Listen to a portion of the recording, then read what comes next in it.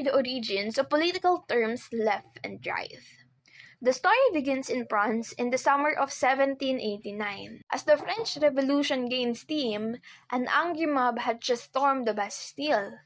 The National Assembly assembled to act as the revolution's government, and the assembly had one principal goal. It is writing a new constitution.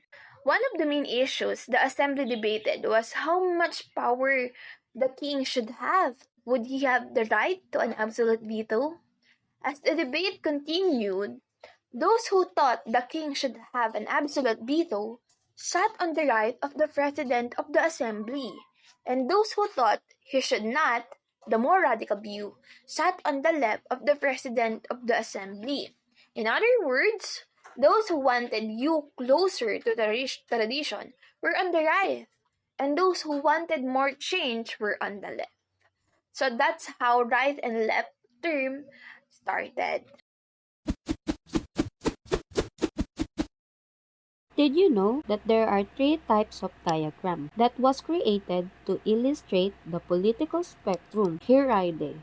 First is the linear spectrum. As you can see, the linear spectrum shows the state of being in extreme right or the right wing that includes rightists or those people that favors hierarchy and traditions. The second one is extreme left or left wing, where the leftist belongs to. They are known as people who's in favor of change and progress. They are radical and strongly advocate social change. The second spectrum is the horseshoe spectrum. This diagram shows us that even the ideologies under the wings are the different from one another, they still share the same way of ruling. Unlike the linear spectrum that has one criteria, the political ideologies under this spectrum limits to more than one criteria. And lastly is the two-dimensional spectrum. It was proposed by Hans Eysenck year 1964. This spectrum is like the horseshoe spectrum but shows better and clear distinction between political ideologies. There is a vertical axis pointing out the political attitudes of each political ideology. The tough-minded or the authoritarian that can be seen in the upper side of that diagram, while the tender-minded or the democratic one can be seen in the lower part. According to Anthony Giddens, year 1994, the emergence of new political issue may disrupt the spectrum, like people who's in a gray line. For example, is the Green Movement. Their slogan is not left nor right but ahead. For Giddens, this may shape political views and may change the ideas of someone's ideology. But for Norberto Baggio, year 1996, the distinction between them is alive and well. They are based on different fundamental views. Therefore, there's no way that Giddens' idea may exist. Thus, the X and Y spectrum can be used.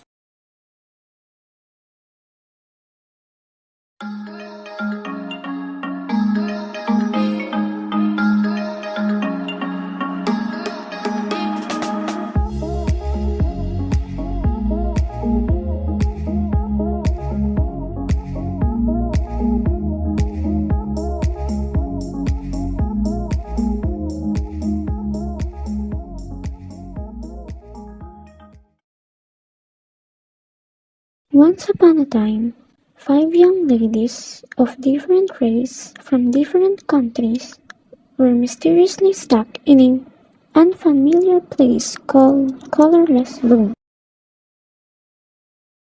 Does anyone here know how to speak in English? Come on, do something about this. Why are we stuck in here? Does anyone know how to get out of here?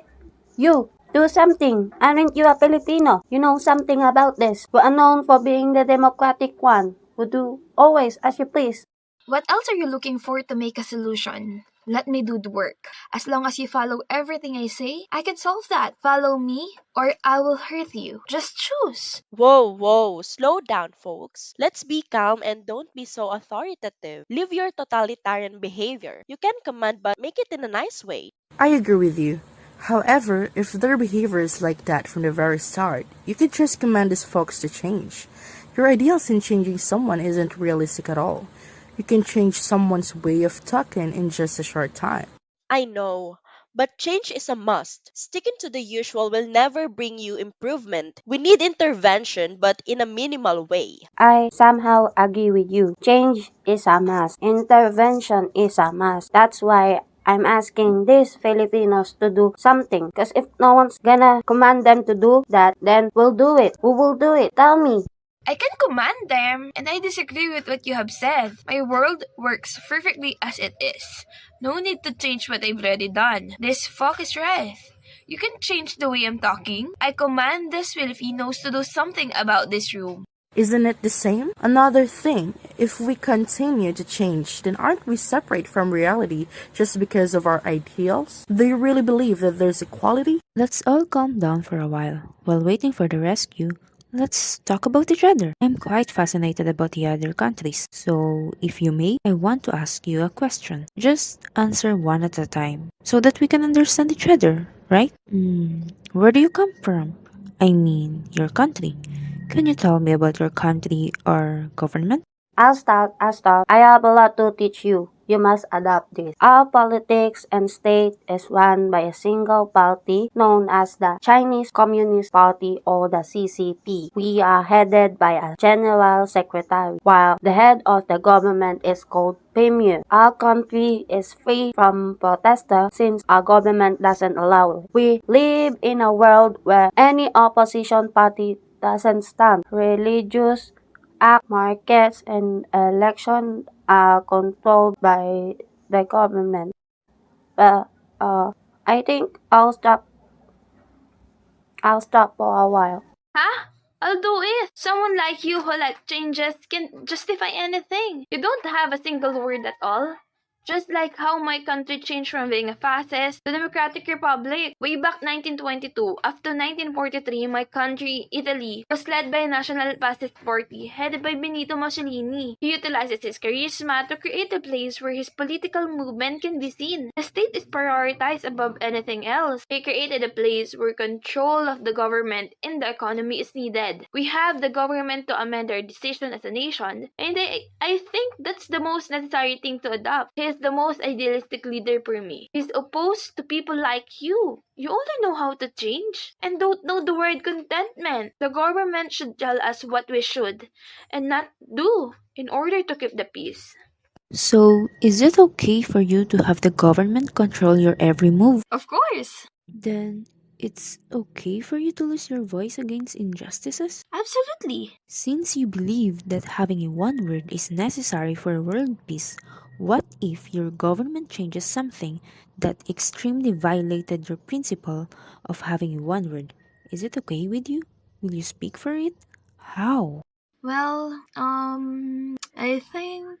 You can't even justify your principle. Of course, you have to speak. You have to criticize your government in order to keep your ideal. If you believe that having one word is necessary, then keep your one word intact to your ideals. I said change is necessary, just like in Cuba, my country. We've been using socialism for a very long time. One-party socialist republic whose power is vested solely in the Cuban Communist Party or PCC, and its key beliefs include supremacy of central power, the priority of the official truth, and limited possibilities for self-organization. Some private ownership is restricted, but they let people with small businesses to continue. Our government controls most of the market in order to keep the public ownership, and most of our citizens are employed by the state itself. The voluntary transfer of wealth to the public will ensure the equal distribution of income.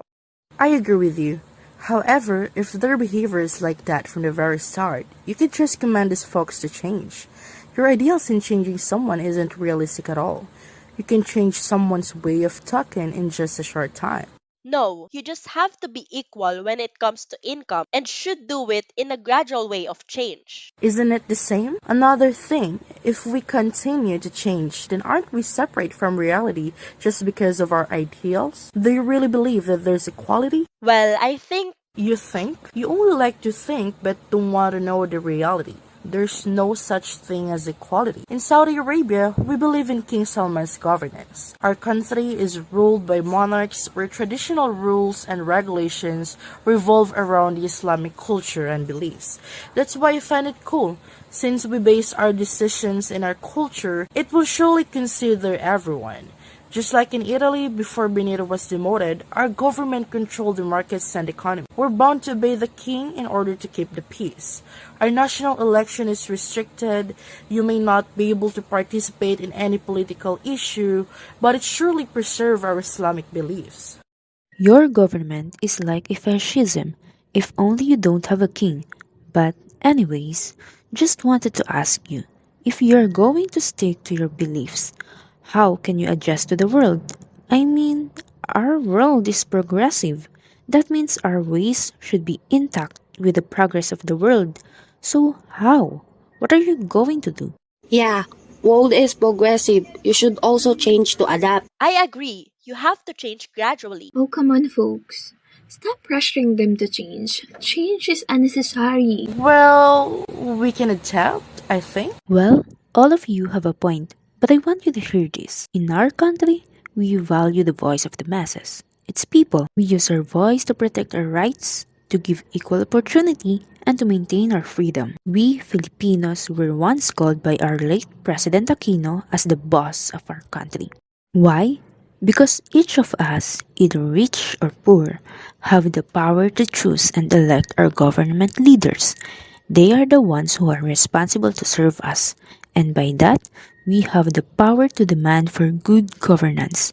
Whenever we observe something that is not helpful to the development of our country or is oppressive to the majority, we always use our voice to call out our government to do something about it. We also believe that reformation, even revolution, of the political system of a state may exist in a peaceful manner. Using force and manipulation is not our thing. Did you know that a transition of political system happened in the Philippines? In 1972, a martial law declared in our country and it lasted for 14 years. During this time, the president holds a wide range of state power and resources. He controls everything and the military force is tight, and it largely affects our freedom. But the Filipinos did not lose hope. They ended the dictatorship of President Marcos by gathering and marching along EDSA Avenue. The dictatorship ended peacefully than expected. We all have different religions, beliefs, and practices, but we can work together and create a solution to escape from this room. We should all think of a solution and act on it. Let us all be participative and hear each other's ideas instead of wasting our time arguing about who should solve the problem. What do you all think? I definitely agree. Maybe that will work. I'm in. It will benefit everyone anyway. So, I agree. I guess I can tolerate that idea right now. Well, that's great. The discussion between the five young ladies continued as they create their plan to escape. Little did they know that the more they share and understand each other's political views and perspectives, the more it is possible for them to be free. The colorless room was made to create a smaller world to understand similarities and differences between political ideologies applied in different countries. Colorless room reminds us that political ideologies may be recognized through colors and can set boundaries between people, but there is always unity that exists despite of diversity.